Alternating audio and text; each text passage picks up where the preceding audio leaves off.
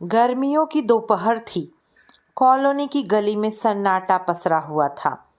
कोई सब्जी वाला ऊंची आवाज में पुकार लगाता तो उस शांति में थोड़ी हलचल पैदा हो जाती। इसी गली के मोड़ पर एक छोटा सा चबूतरा था, जहां अक्सर कॉलोनी की औरतें बैठकर बातें करती, चुगली करती और पड़ोस के ताजा हाल पर चर्चा करती। आज भी वही माहौल था। अलका जी 52 वर्ष की चंचल, बातुनी और थोड़ी सी तानों में माहिर महिला चबूतरे पर बैठी थी। उनकी आंखों में वही पुरानी चमक थी जो हमेशा तब दिखती जब उन्हें पड़ोस के किसी कीचड़ में कंकड़ फेंकने का मौका मिलता। अचानक सामने से सविता जी आती दिखी। सविता जी 55 वर्षीय महिला, एक गृहिणी, जिनके जीवन की सबसे बड़ी पूंजी उनका बेटा है। हल्की सी सूती साड़ी, माथे पर बिंदी और चेहरे पर थकान की रेखाएं।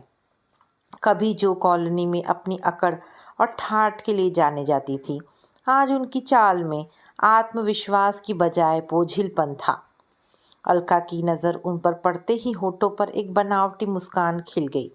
अलका दूर से ही आवाज़ लगाती है, अरे सविता जी, कहाँ गुम हो गई हैं आप? बहू के सुख में इतना डूब गई कि हम पड़ोसियों की सुध ही नहीं ली। कहाँ गायब रहती हैं आजकल? बड़ी मुश्किल से दर्शन हुए। सविता जी हल्की मुस्कान देती हैं, लेकिन चेहरा फीका है। अरे नहीं बहन, बस घर के काम में ही व्यस्त रहती हूँ। अलका के चेहरे पर एक शरारती मुस्कान फैलती है। हाँ, अब तो बहू आ गई है ना, खूब सेवा शुश्रूषा कर रही होगी उसकी। सविता जी चुपचाप मुस्कुरा देती हैं, लेकिन दिल के अंदर की तकलीफ छुपा नहीं पाती। सविता जी ने हल्की सी मुस्कान दी, जो मुस्कान कम और मजबूरी ज़्यादा लग रही थी। घर पर ही तो हूँ अलका, उन्होंने फीकी आवाज़ में जवाब दिया। हाँ हाँ, अब तो घर पर ही रहेंगी, अलका ने हंसते हुए कहा। बहू जो आ गई है। उनकी आवाज़ में छिपा व्यंग साफ झलक रहा था। सविता जी जानती थी, लेकिन अनजान बनने की कोशिश करती रहीं। अरे बस यूं ही घर गृहस्थी चल रही है। अलका ने मौका नहीं छोड़ा। वाह सविता जी, बड़े मज़े में हैं आप। मैंने तो सुना है बहू बड़ी सुंदर है, पढ़ी लिखी भी खूब है और दहेज भी अच्छा खासा आया है। फिर तो आपको क्या दिक्कत होगी? सविता जी के होठों पर एक कड़वी हंसी तैर गई। कोई दिक्कत नहीं है अलका, लेकिन जो दिखता है वो होता नहीं है।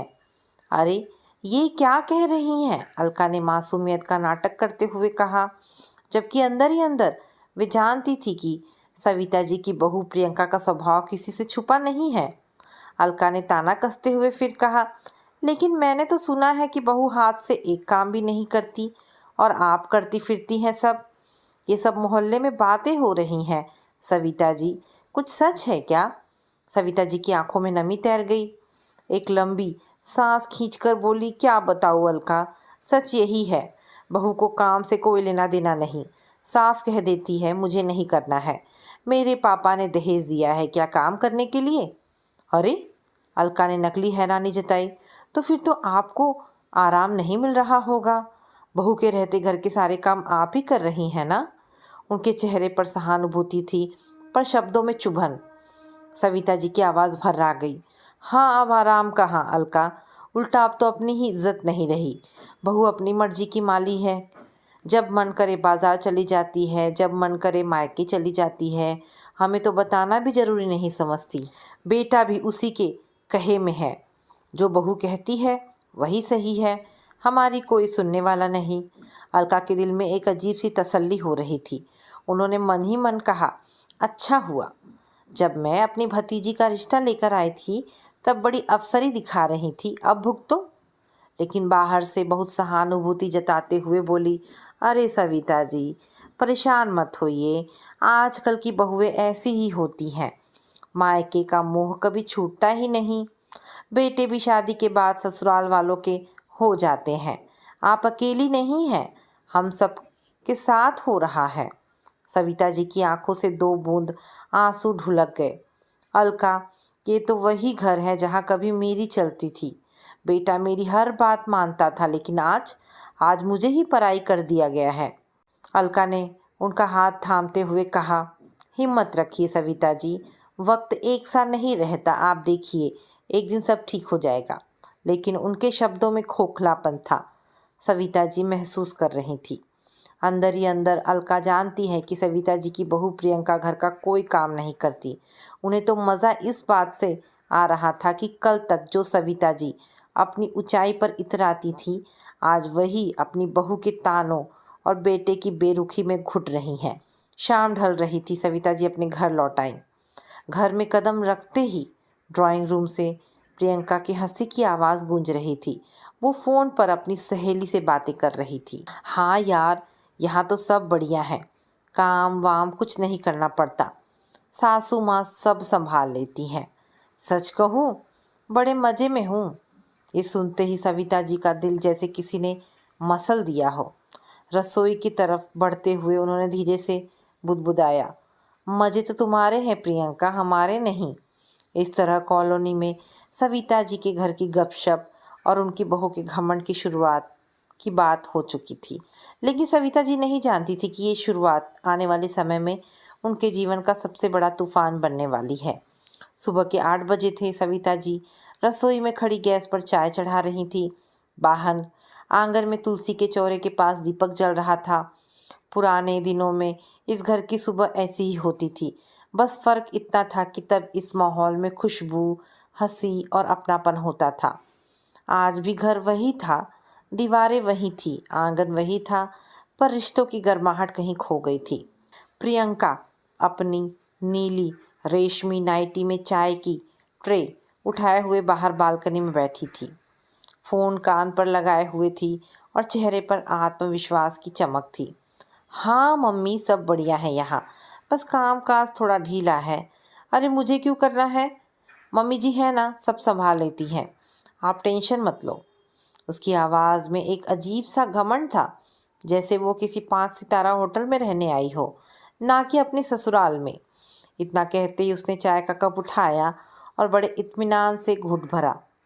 वैसे पापा को बोलना, जो दहेज में दिया है ना, वो वाकई काम आ रहा है।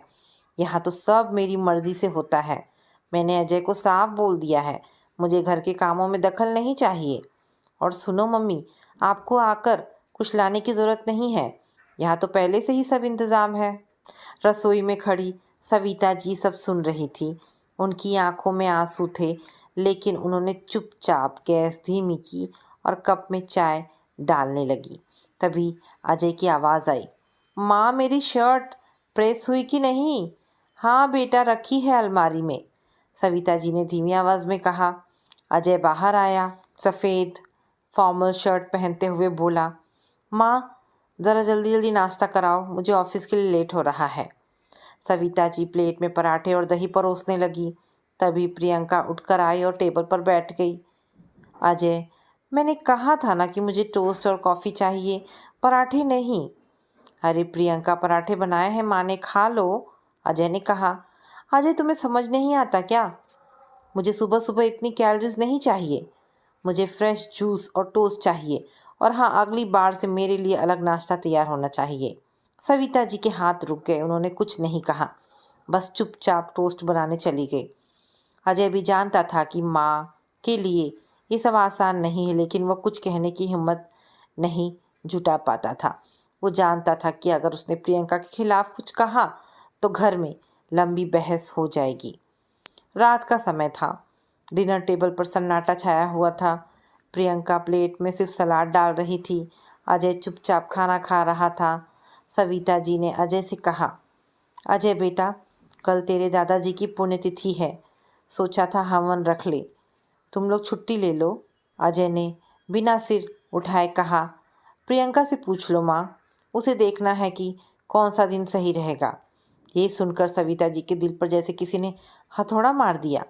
अजय, तेरे दादाजी की पुण्यतिथि के लिए प्रियंका से पूछना पड़ेगा अब? अजय असहज हो गया। माँ, मैं बस ये कह रहा हूँ कि हम दोनों को मिलकर डिसाइड करना चाहिए। प्रियंका बीच में ही बोली, मम्मी जी देखिए, मुझे इन सब रीति रिवाजों में दिलचस्पी नहीं है, लेकिन अगर रखना ही है तो अगले हफ्ते रख लीजिए। इस वीकेंड में मेरी फ्रेंड्स के साथ पार्टी है। सविता जी चुपचाप उठ गई। उनकी आंखों से आंसू बहने लगे। ये सारी बातें धीरे धीरे कॉलोनी के हर घर में फैल गई। अब लोग सविता जी को देखकर फुसफुसाने लगे, देखो ये वही हैं जिनकी बहू घर में राज करती हैं और ये बेचारी दिन भर खटती रहती हैं। रमेश जी भी बहू और बेटे के व्यवहार से बहुत दुखी थे, लेकिन घर बिखर ना जाए, घर में शांति बनी रहे, इसलिए वे ज़्यादा घर के मामलों में दखल नहीं देते थे। रात को सविता जी अपने कमरे में बैठी थी। उन्होंने रमेश जी से कहा, देखिए, हमारा घर था ये, पर अब इस घर में हमारी कोई जगह नहीं रही। बहू का राज है, अपना बेटा भी पराया हो गया। रमेश जी सविता जी को समझाते हुए कहते हैं, धीरज रखो सविता, अपने ही बच्चे हैं, जब वे खुद माँ बाप बनेंगे तब उन्हें समझ आएगी। तभी बाहर बालकनी में प्रियंका हंसते हुए अपनी सहेलियों से फ़ोन पर बातें कर रही थी। यार, यहाँ तो सब मेरी मर्जी से होता है। सच कहूँ तो ये घर अब मेरा है। लेकिन प्रियंका नहीं जानती थी कि उसकी ये मर्जी एक दिन उसे बहुत भारी पड़ने वाली है। सुबह का समय था, रसोई से चाय की खुशबू आ रही थी। सविता जी गैस पर चाय चढ़ाए हुए थी, लेकिन चेहरे पर गहरी थकान थी। रात ठीक से सो नहीं पाई थी। बेटे अजय की बेरुखी और बहू प्रियंका का रोज रोज का तिरस्कार उनकी आत्मा को चोट पहुंचा रहा था। इतने में प्रियंका हल्की गुलाबी नाइटी में बालों पर क्लिप लगाए रसोई में आई। हाथ में मोबाइल था और चेहरे पर वही पुरानी तुनक भरी मुस्कान। मम्मी जी, मैंने बोला ना था कि मेरे लिए बादाम वाला दूध बनाइए, ये चाय क्यों बनाई? सविता जी ने धैर्य बनाए रखा। बेटी, चाय तो सबके लिए है, तुम्हारे लिए दूध गर्म कर देती हूँ। प्रियंका ने ठंडी हंसी के साथ कहा, बस यही तो प्रॉब्लम है माँ जी, आपको मेरी पसंद नापसंद की कोई परवाह नहीं। मेरी शादी इस घर में हुई है तो थोड़ी मेरी लाइफस्टाइल के हिसाब से घर चलाइए ना। सविता जी ने चुपचाप दूध उबालना शुरू किया। मन ही मन खुद को समझा रही थी, शायद मैं ही पुरानी सोच की हूँ, शायद नई पीढ़ी ऐसे ही रहती है। लेकिन तभी अजय ऑफिस के लिए तैयार होकर आया। माँ, नाश्ता तैयार है ना? उसने पूछा।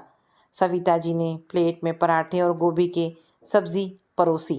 प्रियंका ने प्लेट देखते ही भौहें चढ़ा ली। अजय, मैंने तुमसे कहा था ना कि लो कैलोरी ब्रेकफास्ट चाहिए, ये ऑयली पराठे मेरी डाइट बिगाड़ देंगे। अजय ने थोड़ा झेपते हुए कहा, प्रियंका, माँ ने मेहनत से बनाया है, खा लो। मेहनत से? प्रियंका की आवाज़ में तिरस्कार था। अजय, तुम समझते क्यों नहीं? अब ये पुराने ज़माने का खाना नहीं चलेगा। मैंने तुम्हें डाइट चार्ट भेजा है, उस हिसाब से खाना बनेगा अब। सविता जी के कानों तक बात पहुंची। उन्होंने गहरी सांस ली और धीरे से बोली, प्रियंका बेटी, घर में जो बनता है वही सब खाते हैं, मैं अलग से नहीं बना सकती। प्रियंका ने सीधे सविता जी की आंखों में देखकर कहा, तो फिर मम्मी जी, आपको अपनी आदतें बदलनी होगी, क्योंकि मैं अपनी लाइफस्टाइल से समझौता नहीं करूँगी। ये सुनते ही कमरे में सन्नाटा छा गया। सविता जी के चेहरे पर गुस्सा उभर आया, लेकिन उन्होंने खुद को रोक लिया। अजय भी चुप था। दोपहर में अलका हमेशा की तरह कॉलोनी की बेंच पर बैठी गपशप कर रही थी। उन्होंने देखा कि प्रियंका हाथ में बड़ा सा शॉपिंग बैग लिए घर से बाहर निकल रही है। अरे बहू, ये क्या, कहाँ चल दी? प्रियंका मुस्कुराई। मॉल जा रही हूँ आंटी, नए डेकोरेटिव आइटम और सोफ़ा कवर लेने हैं, ये पुराने ज़माने के अच्छे नहीं लगते। अलका ने मौके का फ़ायदा उठाया। बहू देखो तो पुरानी चीज़ें तो सविता जी की शान थे, उन्होंने तो अपनी शादी के वक्त से संभाल के रखे हैं, अगर तुमने उन्हें बदल दिया तो उनका दिल टूट जाएगा। प्रियंका को बात चुभी, पर तुनक कर बोली, दिल टूटे या ना टूटे, घर अब मेरा है, मैं अपनी पसंद से सजाऊंगी। पुष्पा जी के चेहरे पर हल्की मुस्कान आ गई। ठीक कह रही हो बहू, कॉलोनी में सबको बता दूंगी कि अब घर की मालकिन तुम ही हो। शाम के वक्त सविता जी रसोई में सब्जी काट रही थी। तभी प्रियंका अंदर आई, हाथ में एक शॉपिंग बैग लिए हुए। माँ जी, ये देखिए, मैंने नए पर्दे खरीदे हैं, ये पुराने तो बहुत आउटडेटेड हैं। सविता जी ने धीरे से कहा, बेटी, ये पर्दे मैंने तुम्हारी शादी के वक्त ही बनवाए थे, अभी तो अच्छे हैं। प्रियंका ने तुनक कर कहा, अरे माँ जी, आपको पुराने ज़माने की आदत है, ये फैशन नहीं है, मुझे मॉडर्न डेकोर चाहिए। मैंने इंटीरियर डिज़ाइनर से भी बात की है, आगे से हम घर की डेकोरेशन मेरी पसंद से करेंगे, प्लीज़। सविता जी चुप रही, लेकिन उनका दिल भारी हो गया। ये वही घर था जिसे उन्होंने अपनी पसंद, अपने सपनों और अपने हाथों से सजाया था। तभी अलका दरवाजे से आवाज़ देती हुई आई, अरे सविता जी, ये पर्दे बदल रही हो क्या? प्रियंका मुस्कुराते हुए बोली, हाँ अलका आंटी, ये बहुत पुराने हो गए थे, अब नई डिज़ाइन वाली लाई है। अलका ने व्यंग से कहा, वाह बहुत बढ़िया बहू, अब तो घर की रानी तुम ही हो, जो चाहे बदल दो। सासू माँ तो बस आपकी सेवा में हाजिर है। सविता जी के चेहरे पर लाज और अपमान के बीच की चुप्पी फैल गई। प्रियंका तुनक कर बोली, आंटी मैंने ऐसा कब कहा? मैं तो बस घर को मॉडर्न बनाने की बात की है। अरे बहू, मैं तो बस मजाक कर रही थी, अलका हंसते हुए बोली, लेकिन उनकी आंखों में तंज की चमक साफ दिख रही थी। अगले दिन कॉलोनी में फिर चर्चा थी। अलका चबूतरे पर बैठी थी और कॉलोनी की औरतों को कहानी सुना रही थी। अरे बहनों, सविता जी की बहू तो बिल्कुल महारानी है। बेचारी सासू पराठे बनाती है तो वह टोस्ट और कॉफ़ी की फरमाइश करती है। घर का इंटीरियर भी बदलवा रही है। कहती है पुरानी चीज़ें मुझे पसंद नहीं। सब औरतें दबी हंसी हंसने लगी। अरे जब बहू के पापा बिजनेसमैन हैं, दहेज भी खूब आया है, तो फिर ये तो होगा ही ना। शादी को 6 महीने हो चुके थे। प्रियंका अपने पापा के पैसे और दहेज की ताकत पर फूली नहीं समा रही थी। एक दिन रसोई में सविता जी ने प्यार से कहा, बहू आज सब्ज़ी ज़रा जल्दी बना दो, अजय को ऑफिस जल्दी पहुंचना है। प्रियंका ने मोबाइल से नज़रें हटाए बिना कहा, मम्मी जी मुझे सब्ज़ी बनाना आता ही नहीं। वैसे भी मेरे पापा ने इतना दान दहेज दिया है ताकि मुझे ये सब ना करना पड़े। आपको करना है तो कर लीजिए। ये सुनकर सविता जी का दिल बैठ गया। वहीं धीरे धीरे अजय अब हर बात पर पत्नी का पक्ष लेता। माँ प्लीज़ उसको तंग मत करो, उसने पढ़ाई की है, घर का काम करने के लिए नहीं है। सविता जी मन ही मन सोचती, क्या इसी दिन के लिए मैंने अपना सब कुछ बेटे पर लुटाया था? एक दिन अलका आई और फिर वही ताना कसा, अरे सविता जी, बहू की सेवा करते करते थकती नहीं? लगता है अब तो आराम का समय ही नहीं मिलता आपको। सविता जी हल्के स्वर में बोली, सेवा कैसी अलका, बहू तो खुद अपनी ही दुनिया में मस्त है। अलका की आंखों में चमक आ गई। अरे तो जो अफसर बहू आई है वो आपको घुमा रही है? सविता जी की आंखें भर आई। अलका बाहर से हमदर्दी दिखाती लेकिन भीतर ही भीतर संतोष महसूस करती। धीरे धीरे अजय का पूरा समय प्रियंका में बीतने लगा। माँ और पापा की बातों में उसकी दिलचस्पी खत्म हो गई। रात को देर से घर आना, सुबह जल्दी ऑफिस निकल जाना, सविता जी और रमेश जी को अपने ही घर में परायापन महसूस होने लगा था। एक रात सविता जी ने हिम्मत जुटाकर बेटे से कहा, अजय बेटा, हमें लगता है कि बहू को समझाना चाहिए कि घर में थोड़ा योगदान तो दे। अजय ने माँ को समझाते हुए कहा, माँ आप पुरानी सोच की हैं, आजकल की लड़कियाँ ऐसी ही होती हैं, आपको ज़्यादा रोक टोक नहीं करना चाहिए। सविता जी चुपचाप अपने आंसू पोंछ लेती है। शादी के 1 साल बीत चुके थे। घर की रौनक तो थी लेकिन सविता जी के दिल की शांति गायब थी। एक शाम प्रियंका अपने कमरे से तैयार होकर बाहर आई। लाल ड्रेस, ऊंची हील्स, महंगा परफ्यूम। सविता जी ने आश्चर्य से पूछा, अरे बहू, इतनी सज धज कर कहाँ जा रही हो? प्रियंका ने बड़े ठंडे स्वर में जवाब दिया, मम्मी जी, मेरे कॉलेज की फ्रेंड्स की पार्टी है, देर रात तक रहूँगी। सविता जी ने धीरे से कहा, पर बहू अकेली रात को अच्छा नहीं लगता। प्रियंका हंसते हुए बोली, मम्मी जी ये पुरानी सोच है, आजकल लड़कियां भी लड़कों की तरह एंजॉय करती हैं, प्लीज़ आप टेंशन मत लीजिए। अजय भी तभी कमरे से निकल आया। माँ प्रियंका को मत रोको, ये आज़ाद है, इसे जो करना है करने दो। सविता जी का मन फिर भारी हो गया। क्या यही वो बेटा है जो पहले हर काम में मेरी राय लेता था? अगले दिन सुबह सुबह अलका बाजार में मिली। उन्होंने मुस्कुराते हुए कहा, अरे सविता जी, कल रात आपकी बहू को देखा, बड़ी पार्टी में जा रही थी, खूब नाच गाना हो रहा था वहाँ। सविता जी चौंक गई। आपने देखा? कहाँ? अरे मेरा भतीजा भी उसी होटल में काम करता है, उसने ही बताया कि आपकी बहू तो पूरी रात पार्टी में थी। सविता जी के दिल पर जैसे किसी ने चोट कर दी हो। उन्हें समझ ही नहीं आ रहा था कि प्रियंका से कैसे बात करे, पर वो चुप रही। अलका ने अंदर ही अंदर मुस्कुराते हुए सोचा, कल तक जो हमें नीचा दिखाती थी, आज उसी की बहू से शर्मिंदा कर रही है।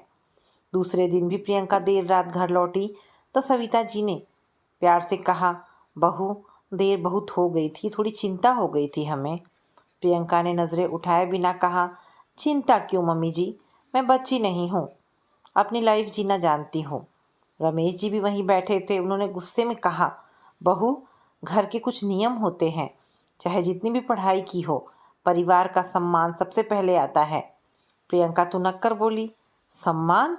मेरे पापा ने जो दहेज दिया है उससे तो इस घर की इज्जत बढ़ी है, घटी नहीं है। ये सुनकर सविता जी का दिल जैसे बैठ गया। अजय भी पत्नी की तरफदारी में कूद पड़ा। पापा प्लीज़ प्रियंका को कुछ मत कहा करिए, ये जो चाहती है करेगी। कमरे में सन्नाटा छा गया। सविता जी की आंखों से आंसू छलक पड़े। अगले दिन सुबह जब सविता जी चाय बना रही थी तभी प्रियंका ने मुंह बनाते हुए कहा, मम्मी जी मेरी कॉफ़ी कहाँ है? मैंने कहा था ना कि मुझे ब्राउन ब्रेड चाहिए। सविता जी ने कहा, बहू घर में जो है वही रख दी है, ब्राउन ब्रेड नहीं है। प्रियंका ने व्यंग्य करते हुए कहा, तो लानी चाहिए थी ना, क्या फ़ायदा है इतने सालों से घर संभालने का, क्या आप छोटी छोटी चीज़ें भी नहीं कर सकती? तभी अलका आ पहुंची। अरे वाह, बहू तो पूरे घर की कमांडर बन गई है। मुझे लगा था अब सविता जी आप तो आराम कर रही होंगी। प्रियंका मुस्कुराते हुए बोली, जी आंटी, मैं तो वैसे भी घर का कोई काम नहीं करती। मेरे पापा ने कहा है कि बहू नौकरानी नहीं होती। ये सुनकर अलका मन ही मन हंसती, पर चेहरे पर बनावटी गंभीरता बनाए रखी। सविता जी का सिर शर्म से झुक गया। धीरे धीरे घर का माहौल बदलने लगा। अजय अब माँ बाप के कमरे में कम ही जाता।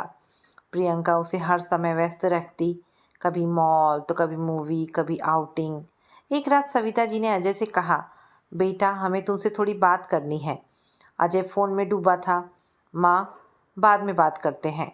बेटा, ये बाद में कब आएगा? सविता जी की आवाज़ काँप रही थी। हमें लगता है बहू हमसे दूर हो रही है और तुम भी। अजय चिढ़कर बोला, माँ प्लीज़, अब ये रोज़ रोज़ का ड्रामा मत कीजिए। प्रियंका जैसी है वैसी ही रहेगी, आपको स्वीकारना होगा। सविता जी की आंखों में आंसू भर आए। क्या यही वो बेटा है जिसके लिए मैंने अपनी ज़िंदगी की हर खुशी कुर्बान की? दिन बीतते गए। सविता जी के चेहरे पर हंसी की चमक खोने लगी। वो कम बोलने लगी, कम हंसने लगी। एक दिन रात के खाने पर प्रियंका ने अचानक कहा, मम्मी जी, मैंने पापा से बात की है, हम इस घर को मॉडर्न बनवाएंगे, पुरानी चीज़ें निकाल देंगे। सविता जी चौंक गई। पुरानी चीज़ें मतलब? प्रियंका बेफिक्री से बोली, मतलब आपका वो बड़ा पलंग, ये पुरानी अलमारी, यहाँ तक कि ये मंदिर भी, सब नया होगा। मुझे सब चेंज चाहिए।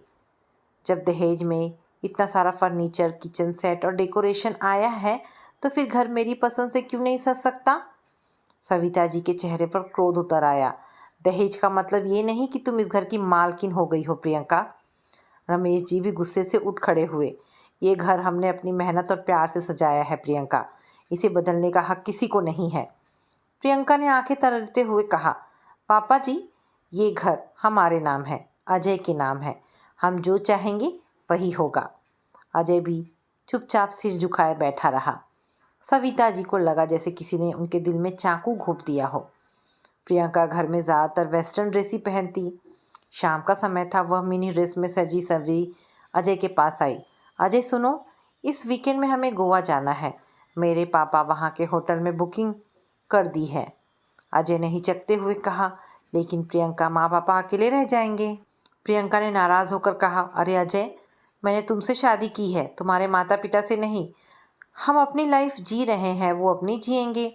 और वैसे भी जब मेरे पापा ने इतना कुछ दिया है तो थोड़ी आज़ादी और एंजॉयमेंट तो करना चाहिए, है ना? अजय चुप हो गया। सविता जी ने ये बातें दरवाजे के पास से सुन ली। मन दुखी हुआ, लेकिन उन्होंने फिर भी कुछ नहीं कहा। अगले दिन अलका फिर मिलने आई। अरे सविता जी, ये तो कमाल हो गया है, सुना है आप लोग बहू बेटे के साथ गोवा जा रहे हैं। सविता जी ने सिर झुका लिया। हम नहीं जा रहे हैं, सिर्फ अजय और प्रियंका जा रहे हैं। अलका ने ठंडी हंसी हंसते हुए कहा, अरे वाह, बढ़िया है, शादी के बाद बेटा तो बहू का हो ही जाता है। हमने तो सुना है अब घर का हर फैसला प्रियंका के हिसाब से ही होता है। ये सुनकर सविता जी की आंखों में नमी आ गई। एक रात प्रियंका पार्टी से फिर देर से लौटी। उसके साथ उसकी कुछ फ्रेंड्स भी थी। जैसे ही उसने घर में कदम रखा, रमेश जी ने गुस्से से कहा, प्रियंका, ये क्या तरीका है, आधी रात के बाद घर लौटना? हमारी भी इज्जत है इस कॉलोनी में। प्रियंका हंसकर बोली, पापा जी मेरी लाइफ है, मेरे दोस्त हैं, ये 70 के दशक की सोसाइटी नहीं है। और रही बात इज्जत की तो वो मेरे पापा के पैसों से आती है, कॉलोनी की बातों से नहीं। सविता जी ने सहमी आवाज़ में कहा, बहू ऐसे मत बोलो, इस कॉलोनी में हमारी इज्जत है और हम सब एक ही परिवार हैं। प्रियंका तुनक कर बोली, परिवार परिवार तब बनता है जहाँ वैल्यू मिलता है, और यहाँ तो मेरी कोई वैल्यू ही नहीं है। कमरे का माहौल भारी हो गया। रमेश जी का चेहरा लाल पड़ गया। सविता जी चुपचाप खामोश हो गई। धीरे धीरे अजय का सारा समय प्रियंका के इर्द गिर्द ही सिमट गया। वो ना माँ से बात करता ना पापा से। एक दिन सविता जी ने फ़ोन पर उससे कहा, बेटा ज़रा जल्दी आ जाना, आज हम सब मिलकर खाना साथ खाएंगे। अजय ने ठंडी आवाज़ में कहा, माँ हम बाहर डिनर पर जा रहे हैं, प्रियंका ने एक रेस्टोरेंट में बुकिंग कर ली है। फ़ोन रखते ही सविता जी की आंखें भर आई। रमेश जी ने पास आकर कहा, सविता अब हमारा बेटा हमारे लिए नहीं रहा, वो बहू के हाथों की कठपुतली बन चुका है। एक सुबह प्रियंका ने अजय से कहा, अजय मैंने इंटीरियर डिज़ाइनर से बात की है, इस घर को मॉडर्न तरीके से सजाना है और सबसे पहले इस मंदिर को हटाना होगा, ये बहुत पुराना है। सविता जी ने घबराकर कहा, नहीं बहू, ये मंदिर हमारे घर की रौनक है, इसे छूना मत। प्रियंका हंसते हुए बोली, ओ प्लीज़ मम्मी जी, भगवान दिल में होते हैं, कोनों में नहीं। और फिर जब घर रिनोवेट होगा तो मंदिर तो वैसे भी निकल जाएगा। रमेश जी गुस्से में बोले, जब तक हम जिंदा हैं इस मंदिर की एक भी ईंट नहीं हिलेगी। प्रियंका के चेहरे पर गुस्सा उभर आया। पापा जी ये घर अजय के नाम है, इस घर में अब मेरी मर्जी चलेगी। मेरे पापा ने लाखों रुपए दिए हैं दहेज में, वो सब मैंने इसलिए नहीं दिया कि मैं यहाँ सबके आदेश सुनती रहूं। ये सुनते ही सविता जी का सब्र टूट गया। बस जरा अपनी जुबान संभाल कर बात करो, ये घर मेरे पति के मेहनत से बना है, तुम्हारे पापा की दया से नहीं। प्रियंका भड़क गई, अच्छा लेकिन ये घर तो अजय के नाम है और अजय वही करेगा जो मैं चाहूँगी। ये सुनकर सविता जी की रूह कांप गई। कमरे में सन्नाटा छा गया। पहली बार सविता जी ने अपनी आवाज़ ऊंची की थी। अजय भी हैरान खड़ा था। प्रियंका गुस्से से कांपते हुए बोली, ठीक है मम्मी जी, अगर आपको लगता है कि मैं इस घर पर हक नहीं रखती तो कल ही अपने पापा को बुलाऊंगी, देखती हूँ तब कैसे चलता है ये घर। रात को जब दोनों अपने कमरे में पहुंची तो प्रियंका ने अजय से कहा, तुम्हें अपनी माँ को समझाना होगा वरना मैं यहाँ एक दिन भी नहीं रुकूंगी। अजय चुपचाप बैठा रहा। वो माँ और पत्नी के बीच फंसा हुआ था। पत्नी की नाराज़गी देखता तो उसे डर लगता कि कहीं प्रियंका घर ना छोड़ दे। आखिरकार उसने धीरे से कहा, प्रियंका थोड़ा समझौता कर लो ना, माँ पापा की भी अपनी सोच है। प्रियंका भड़क उठी, समझौता? क्यों मैं ही करूँ? मैंने इस घर में पाँव रखते ही तुम सबको साफ बोला था कि मैं अपनी शर्तों पर जीती हूँ। अगर तुम्हें मेरी खुशी नहीं चाहिए तो मुझे मायके भेज दो। अजय ने आंखें बंद कर ली। उसके मन में दुविधा थी लेकिन कुछ कहने के लिए शब्द नहीं थे। सविता जी ने अपने कमरे में आकर रमेश जी से कहा, देखिए घर में आज पहली बार आवाज़ें ऊंची हुई है। ये तूफान कहाँ जाकर रुकेगा मुझे नहीं पता, लेकिन अब चुप रहना मुश्किल है। बाहर बालकनी में प्रियंका फ़ोन पर अपनी माँ से बात कर रही थी।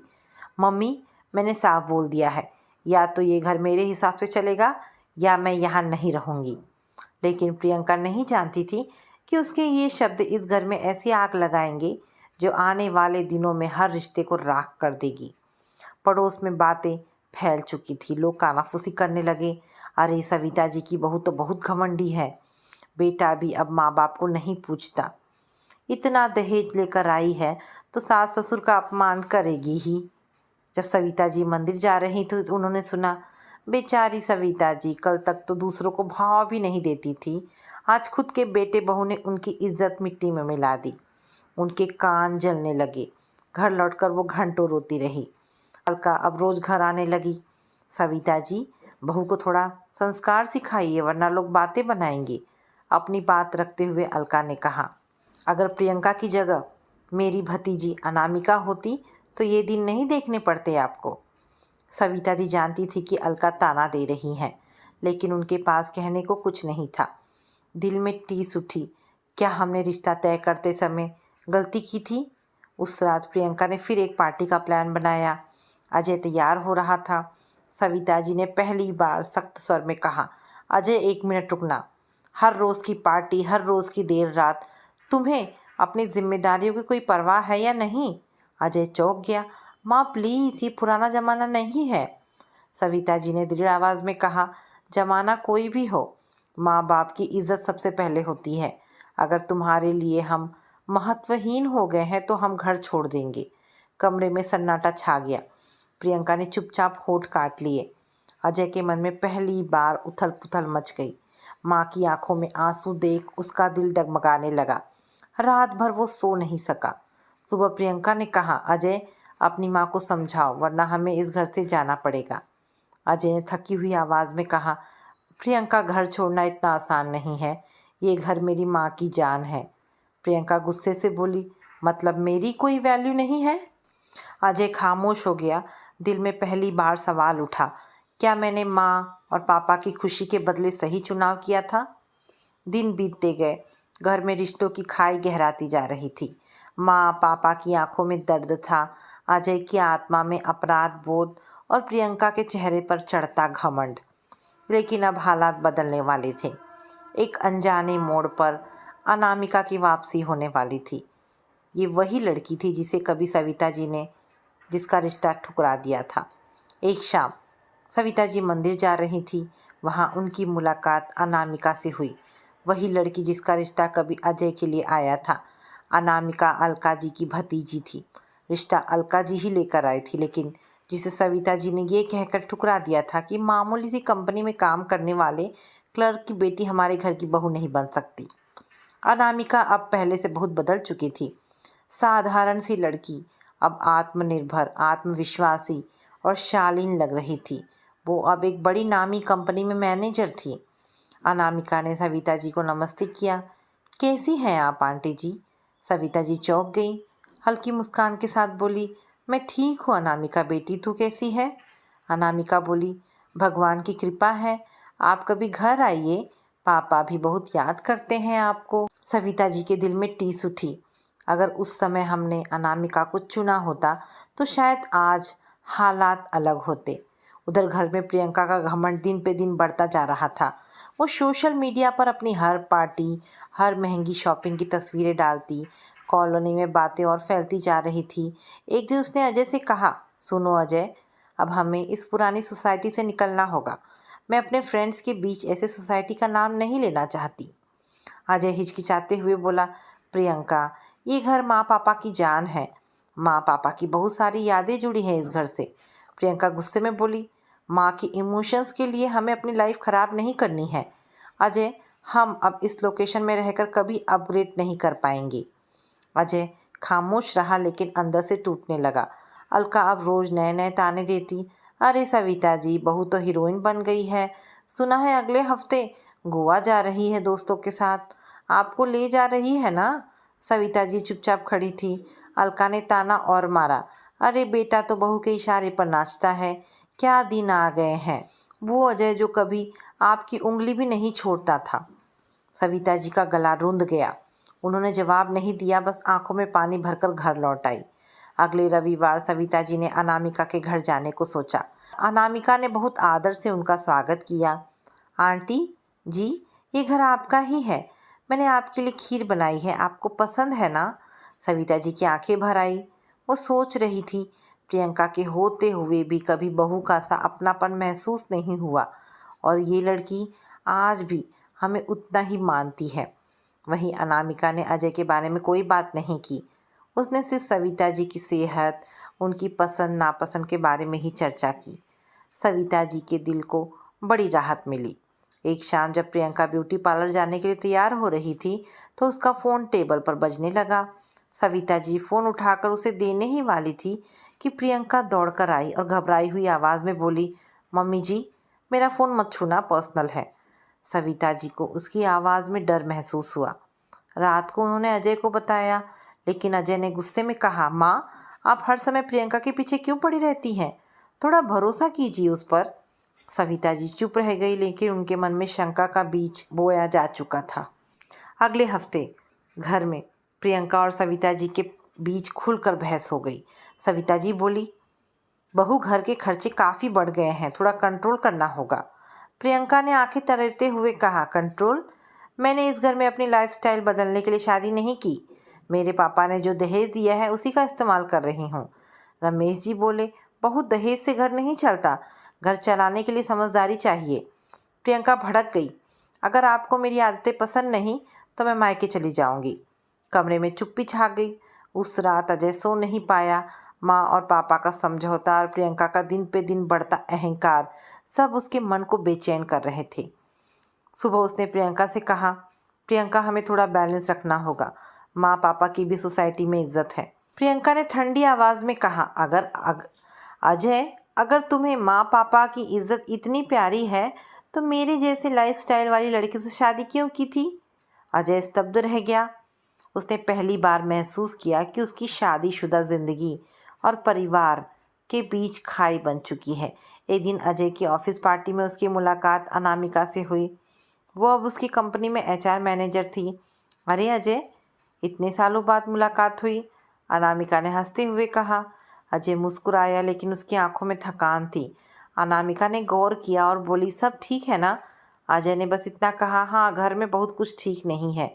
अनामिका ने हल्की आवाज़ में कहा, अगर कभी दिल हल्का करना चाहो तो मुझसे बात करना, दोस्त हमेशा दोस्त रहते हैं। उस रात जब प्रियंका बाथरूम में थी तो उसका फ़ोन बार बार बज रहा था। सविता जी ने हिम्मत करके स्क्रीन पर नज़र डाली।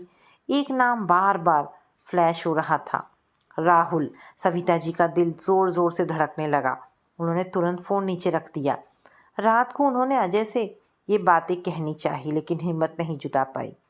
क्या बेटा मेरी बात मानेगा भी? घर में अब दो टुकड़े हो चुके थे, एक तरफ प्रियंका और अजय, तो दूसरी तरफ सविता जी और रमेश जी। लेकिन अजय का दिल अब दुविधा में था। उसकी आंखों में बेचैनी बढ़ती जा रही थी। सविता जी को लगता था कि प्रियंका के बारे में कुछ ऐसा है जिसे जल्द ही सबके सामने आना चाहिए, और वो दिन दूर नहीं था जब प्रियंका की असलियत पूरे घर के सामने खुलने वाली थी। एक शाम सविता जी पूजा के लिए मंदिर गई। वहीं अलका मिली। कानों में फुसफुसाते हुए बोली, सविता जी, बुरा मत मानना, पर आपकी बहू के बारे में बहुत बातें हो रही हैं बाहर में। सुना है वो किसी राहुल नाम के लड़के के साथ अक्सर दिखती है। सविता जी का चेहरा सफ़ेद पड़ गया। कैसी बातें कर रही हैं अलका? मेरी बहू ऐसी नहीं है। अलका मुस्कुराते हुए बोली, अरे मैंने तो बस सुना है, कहने वाले तो बहुत कुछ कहते हैं। सविता जी के मन में तूफान उठ गया। रात भर नींद नहीं आई। अगली सुबह अजय नाश्ता करते समय माँ के पास बैठा था। सविता जी ने हिम्मत करके कहा, अजय, तुम्हें प्रियंका पर नज़र रखने की ज़रूरत है, उसके बारे में बाहर बहुत बातें हो रही हैं। अजय भड़क गया। माँ, आप फिर वही शुरू हो गई? प्रियंका के बारे में बाहर वालों की बातें सुनना बंद कीजिए। रमेश जी ने बीच में टोका, अजय, एक बार अपनी आंखों से देख लो फिर फैसला करना। अजय चुप हो गया, लेकिन दिल में शक का बीज पड़ चुका था। उस शाम प्रियंका अजय से बोली, अगले वीकेंड मुझे मुंबई जाना है, मेरे कॉलेज की फ्रेंड की शादी है। अजय ने सहजता से कहा, ठीक है, मैं भी चलूँगा। प्रियंका तुरंत घबरा गई, नहीं नहीं, लड़कियों का ग्रुप है, तुम्हें बोरियत होगी। अजय को पहली बार उसकी बातें अटपटी लगी। उसने तय किया कि वो चुपचाप उसकी हरकतों पर नज़र रखेगा।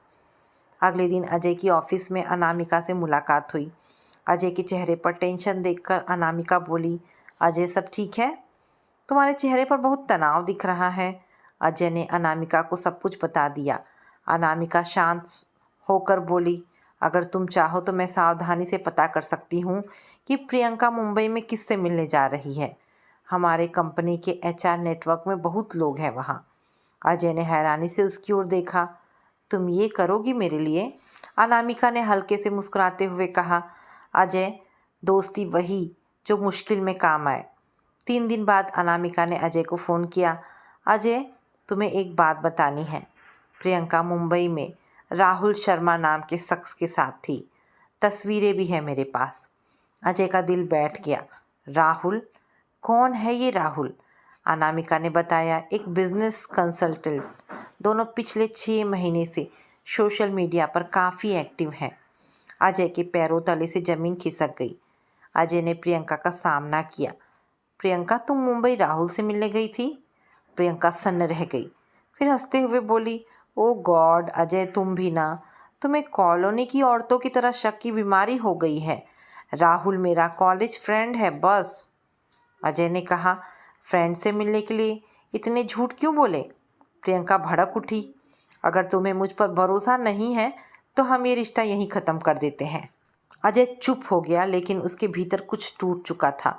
अगले दिन प्रियंका ने जानबूझकर कॉलोनी की औरतों के सामने कहा, मेरी ज़िंदगी मेरी है, मैं सास की पुरानी सोच का बोझ नहीं ढो सकती। ये लोग पुरानी परंपराओं में जीते हैं, मैं नहीं। सविता जी के दिल में जैसे किसी ने चाकू घोंप दिया। अलका ने पास खड़ी होकर ताना मारा, अरे सविता जी, बहू तो आप पर भारी पड़ गई। क्या दिन दिखा दिए भगवान ने। सविता जी चुपचाप आंसू पोंछती रही। उस रात अजय पहली बार प्रियंका पर गरजा, बस बहुत हो गया प्रियंका, तुम्हारे अहंकार और दिखावे ने इस घर की शांति छीन ली है।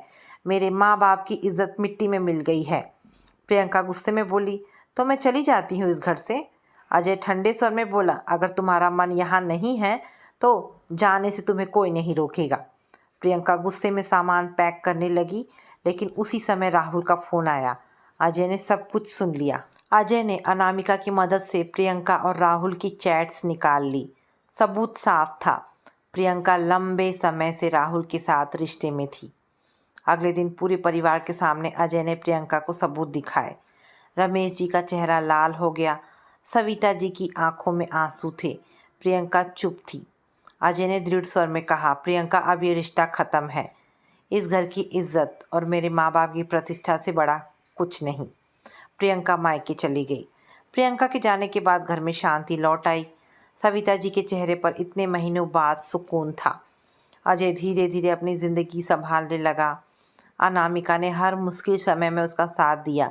रमेश जी ने भी सविता जी से कहा, तुमने हमेशा इस घर को जोड़ा है, तुम्हारे धैर्य ने हमें संभाला है। मोहल्ले में चर्चा फैल गई, सविता जी की बहू ने तो इज्जत मिट्टी में मिला दी, लेकिन सविता जी ने हिम्मत नहीं हारी। और अलका अब वही कहती फिरती थी, देखिए सविता जी कितनी मजबूत निकली, हम तो बेकार में ताने मारते थे। प्रियंका के घर छोड़ने के बाद अजय का मन खाली हो गया था। कभी वो प्रियंका की यादों में डूब जाता, तो कभी माँ पापा के साथ किए गए व्यवहार से अपराध बोध महसूस करता। एक शाम सविता जी उसके कमरे में आई। अजय के बालों पर हाथ फेरते हुए बोली, बेटा, सब कठिनाइयाँ इंसान को मजबूत बनाती हैं, जिंदगी रुकती नहीं, आगे बढ़ती है। अजय की आंखें भर आई। वो माँ की गोद में सिर रखकर बोला, माँ आपने बहुत सहा, अब मैं आपको खुश देखकर ही जीना चाहता हूँ। प्रियंका और अजय का तलाक हो चुका था। इस मुश्किल समय में अनामिका अजय के लिए सबसे बड़ा सहारा बन गई। वो हर रोज़ उसे ऑफिस में प्रोत्साहित करती, अजय तुम्हें अपनी कीमत समझनी होगी, तुमने जो सहा है वो किसी के लिए आसान नहीं था, लेकिन तुम्हें अब अपनी नई ज़िंदगी के लिए फ़ैसले लेने होंगे। अजय को महसूस हुआ कि अनामिका में वो सच्चाई और सुकून है जो प्रियंका में कभी नहीं था। सविता जी को भी धीरे धीरे अनामिका पसंद आने लगी। उन्हें अफसोस होता था कि पहले उन्होंने उसके रिश्ते को ठुकरा दिया था। उधर प्रियंका के मायके में भी हालात बिगड़ने लगे। राहुल, जिससे वो सब कुछ छोड़कर मिलने गई थी, उसे धोखा देकर विदेश चला गया। प्रियंका का जीवन अस्त व्यस्त हो गया। उसके पापा का बिजनेस भी घाटे में चला गया और उसकी हाई प्रोफाइल लाइफस्टाइल छिन गई। एक रात प्रियंका ने अजय को फ़ोन किया, अजय प्लीज़ एक बार बात तो सुनो। अजय ने ठंडी आवाज़ में कहा, प्रियंका अब हमारी राहें अलग हैं, तुम्हारे लिए घर के दरवाजे हमेशा बंद रहेंगे। प्रियंका सन्न रह गई।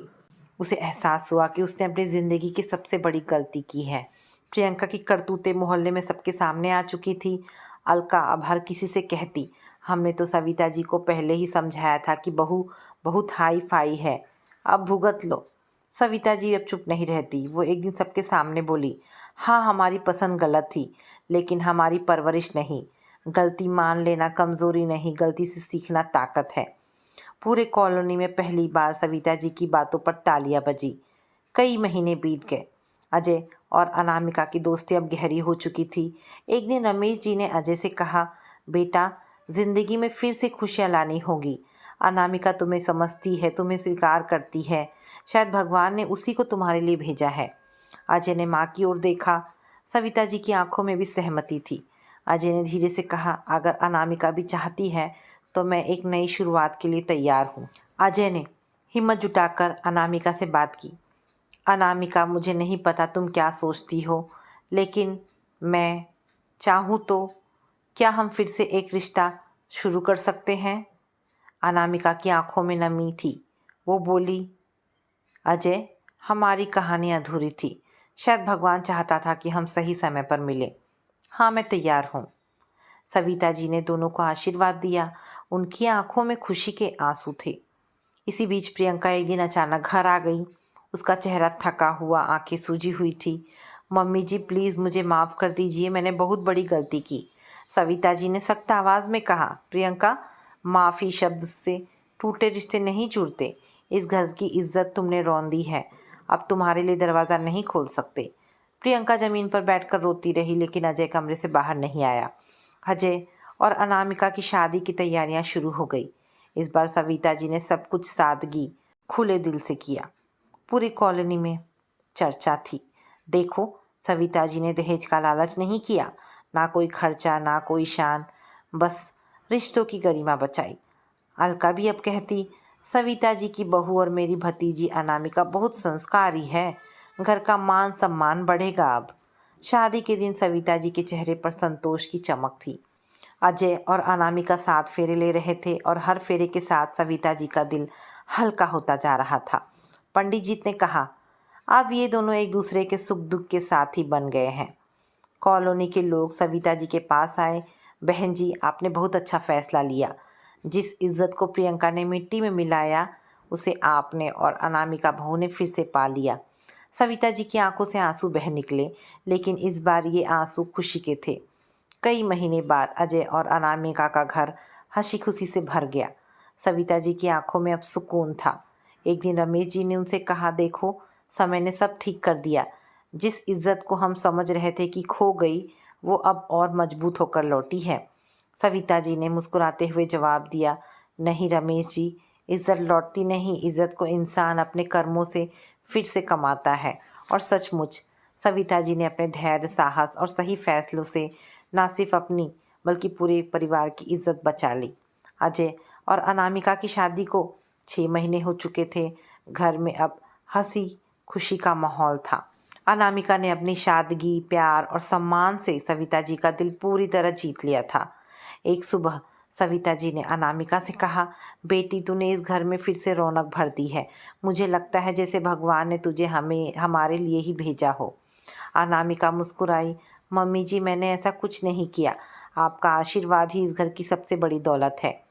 उधर प्रियंका का जीवन अंधकार में डूब चुका था। राहुल के धोखे के बाद वो टूट गई थी।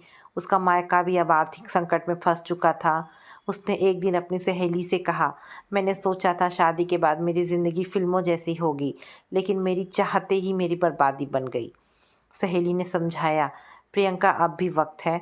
सविता जी से माफ़ी मांग लो, शायद वो तुम्हें अपना ले।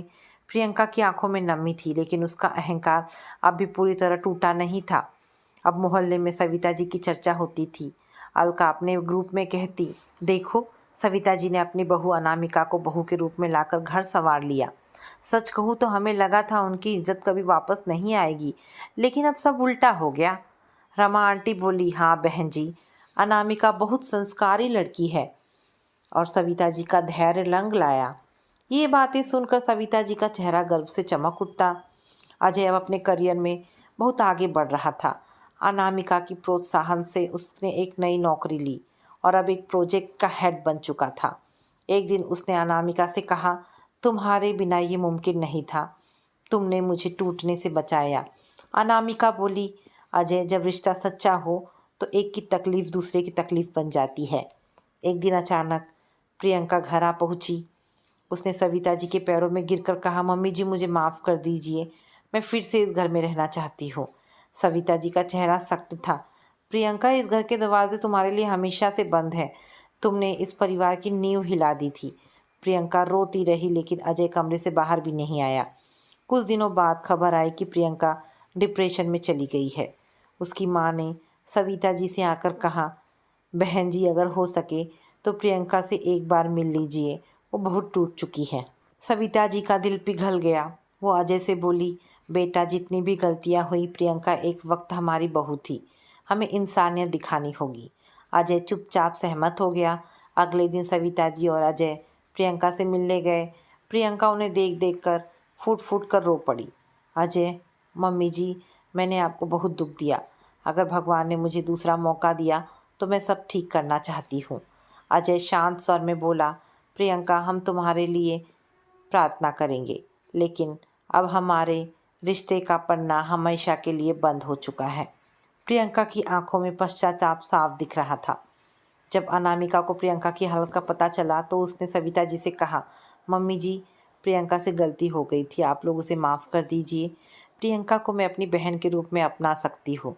क्या आप उसे अपने दिल में थोड़ी जगह दे सकते हैं? आखिर गलती इंसानों से ही होती है। सविता जी भावुक हो गई। उन्होंने अनामिका को गले लगाते हुए कहा, बहू, तूने आज साबित कर दिया कि संस्कारी बहू वही है जो घर जोड़ती है, तोड़ती नहीं। धीरे धीरे सविता जी का घर समाज के लिए मिसाल बन गया। लोग कहते, देखो, जब सब कुछ बिखर गया था तब भी सविता जी ने धैर्य नहीं खोया और अनामिका बहू के आने से उनकी खोई हुई इज्जत वापस आ गई है।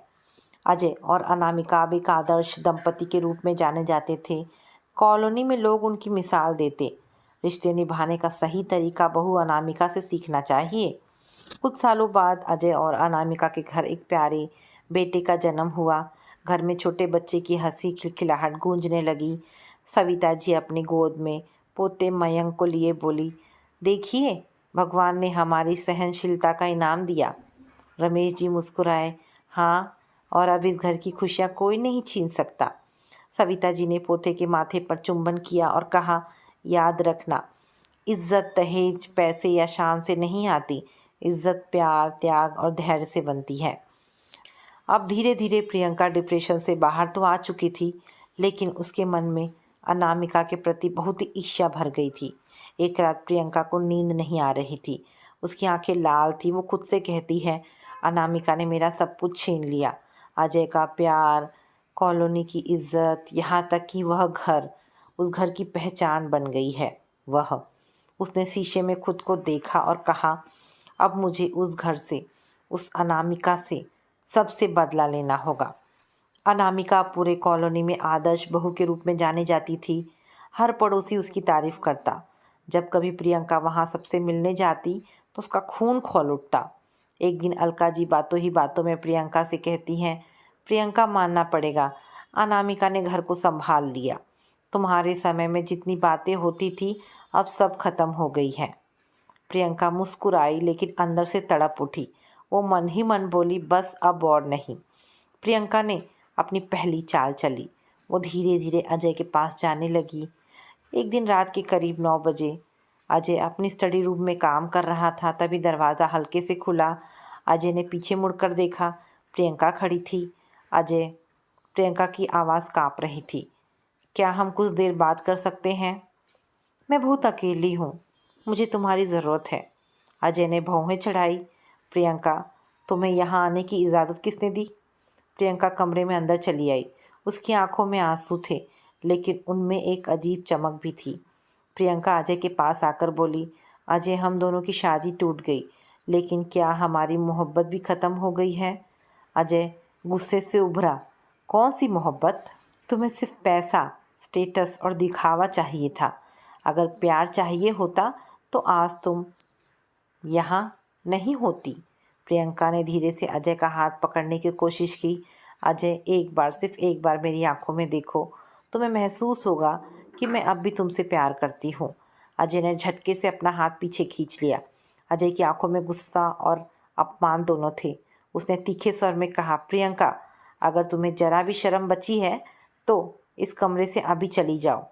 प्रियंका की आंखों में आंसू आ गए। तुम्हारे दिल में मेरे लिए इतनी नफरत? अजय ने ठंडी आवाज़ में कहा, नफरत भी नहीं, मेरे दिल में तुम्हारे लिए कोई जगह ही नहीं है। अब मेरा दिल सिर्फ अनामिका का है। प्रियंका वहीं जड़ हो गई। तभी कमरे के बाहर से अनामिका की आवाज़ आई, अजय, क्या हुआ? अनामिका दरवाजे पर खड़ी थी। उसने प्रियंका को पास खड़ा देखा तो चौंक गई।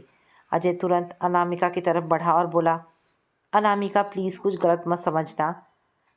प्रियंका, यहाँ अपने पुराने ड्रामे लेकर आई है। प्रियंका अनामिका की ओर मुड़ी। अनामिका, तुमने मेरा सब कुछ छीन लिया, अजय का प्यार, इस घर की इज्जत, यहाँ तक कि मेरी पहचान भी। अनामिका ने शांत स्वर में कहा, प्रियंका, मैंने तुमसे कुछ नहीं छीना, तुमने खुद अपनी ज़िंदगी बर्बाद की है। अजय ने प्रियंका की ओर देखा और ठंडी सांस भरते हुए कहा, प्रियंका, तुम्हारी सही जगह मेरी ज़िंदगी में अब कहीं नहीं है। तुमने रिश्ते की इज्जत तब खो दी थी जब तुमने हमारे बीच विश्वास तोड़ा था। प्रियंका की आंखों से आंसू टपकने लगे। क्या इतना आसान है भूल जाना इतने सालों का साथ? अजय बोला, साथ तब होता है जब दो लोग एक दूसरे के लिए खड़े हो। तुमने तो मुझे हर मोड़ पर गिराया और आज तुम चाहती हो कि मैं फिर से वही गलती करूं? प्रियंका खामोश खड़ी रही। उस रात प्रियंका अपने कमरे में बैठी अनामिका की मुस्कान याद कर रही थी। वो दांत भींचते हुए बोली, अनामिका, तुम्हें लगता है तुम्हारी जीत हो गई है, लेकिन ये लड़ाई अभी ख़त्म नहीं हुई है। उसने तय किया कि वो हर हाल में अनामिका की ज़िंदगी उथल पुथल कर देगी। प्रियंका ने अब दूसरी चाल चली। वो पड़ोस की औरतों और रिश्तेदारों के बीच अफवाहें फैलाने लगी। आपको पता है, अनामिका पहले से ही किसी के साथ रिश्ते में थी। अजय को तो सिर्फ जिम्मेदारी निभानी पड़ी। धीरे धीरे ये बातें मोहल्ले में फैलने लगी। सविता जी तक भी खबर पहुंची। वो गुस्से से बोली, प्रियंका, तेरा जहर अब इस घर को नहीं तोड़ पाएगा। सविता जी ने पूरा मामला समझने के बाद परिवार को बैठक के लिए बुलाया। उन्होंने दृढ़ स्वर में कहा और सविता जी ने प्रियंका को सामने बिठाकर कहा, प्रियंका, बस बहुत हो गया। तुझे मैंने बेटी की तरह माना, लेकिन तूने मेरे बेटे की ज़िंदगी नरक बना दी। तुम्हारी हरकतें अब बर्दाश्त नहीं की जाएगी। आज के बाद अगर तूने इस घर में कदम भी रखा तो मैं कानून का सहारा लूँगी। प्रियंका के चेहरे पर पछतावे की झलक नहीं थी, सिर्फ गुस्सा और नफरत थी। प्रियंका रोने लगी। माँ जी, आप भी मुझे निकाल रही हैं? सविता जी ने कहा, औरत वो होती है जो घर को जोड़ती है, ना कि तोड़ती है। तुमने अपनी पहचान खुद खो दी है। घर छोड़ने से पहले प्रियंका ने आखिरी बार अजय से बात करने की कोशिश की।